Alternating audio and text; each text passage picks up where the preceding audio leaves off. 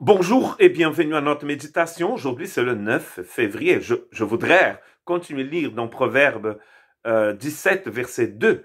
Un serviteur sage domine sur les fils qui fait honte et il aura part à l'héritage au milieu de ses frères. Nous avons vu hier donc comment Dieu a utilisé un esclave hébreu vendu en esclavage par ses frères pour devenir gouverneur d'Égypte, la plus puissante nation à ce moment-là, sur la face de la terre, tout entière.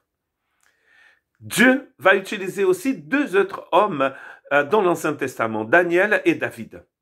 Daniel était adolescent quand son royaume, le petit royaume où il habitait, le royaume de Juda, a été détruit par les Babyloniens. Beaucoup de personnes sont mortes et une grosse partie de la population de Jérusalem, y compris la famille royale, ont été amenées à Babylone, en Irak d'aujourd'hui.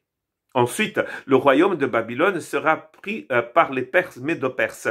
Et Daniel, selon un texte que nous allons lire, est devenu un homme très important et était un sage pendant à peu près 70 ans.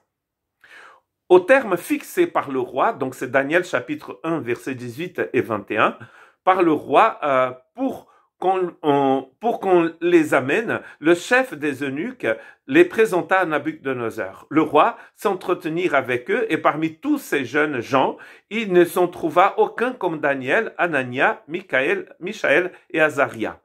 Ils furent donc admis au service du roi sur tous les objets qui réclamaient de la sagesse et de l'intelligence et sur lesquels le roi les interrogeait, il les trouvait 10 fois supérieurs à tous les magiciens et astrologues qui étaient dans tout le royaume. Ainsi fut Daniel jusqu'à la première année du roi Cyrus. Et c'est comme ça que nous savons qu'à peu près 70 ans, il était un homme important dans ce royaume-là.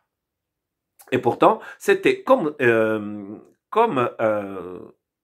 Joseph, il était aussi devenu en quelque sorte esclave, envoyé ailleurs pour servir une autre nation, et il devient un homme très sage, utilisé pour accomplir la volonté de Dieu. Dieu a des projets qui sont éternels. Dieu est sage, Dieu est souverain, Dieu est tout-puissant, et c'est exactement ce qu'il fait.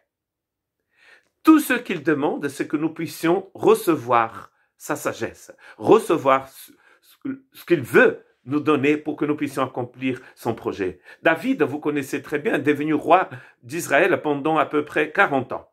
Mais David est né dans le village et dans la famille où normalement on ne devient pas roi. Quand on vient d'une famille comme celle de David, quand on est né dans un village comme celui où David est né, on ne devient pas roi. Mais c'est Dieu qui a choisi David. Bethléem était un village de bergers à l'époque de David. 1000 ans après, quand Jésus est né, il est toujours un village de bergers. Les choses n'avaient pas trop changé.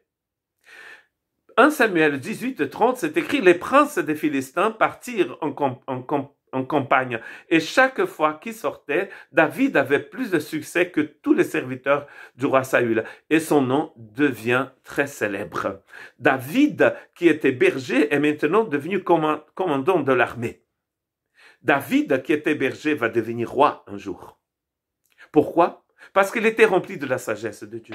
Parce qu'il était rempli de la puissance de Dieu. Parce que Dieu l'avait choisi et lui, il a obéi à Dieu. Dieu ne demande pas que nous soyons des super-héros du genre qui travaillent pour Marvel. Dieu veut que nous soyons obéissants. Car la puissance ne vient pas de nous. La sagesse, c'est pas la nôtre, c'est celle de Dieu. Tout ce dont nous avons besoin, c'est d'obéir. Et vous allez voir que d'autres personnages de la Bible étaient si simples comme vous, étaient si intéressants que vous. Mais ce qui fait la différence, c'est la foi. Ce qui fait la différence, c'est le fait qu'ils aient accepté de laisser Dieu agir. Que Dieu vous bénisse.